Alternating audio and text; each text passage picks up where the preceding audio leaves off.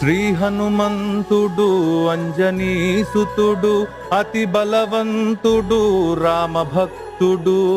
లంకకు బోయి రాగల ధీరుడు మహిమోపేతుడు శత్రుఘర్షణుడు జాంబావదాది వీరులందరినీ ప్రేరేపింపగా సమ్మతించెను లంకేశ్వరుడు అపహరించిన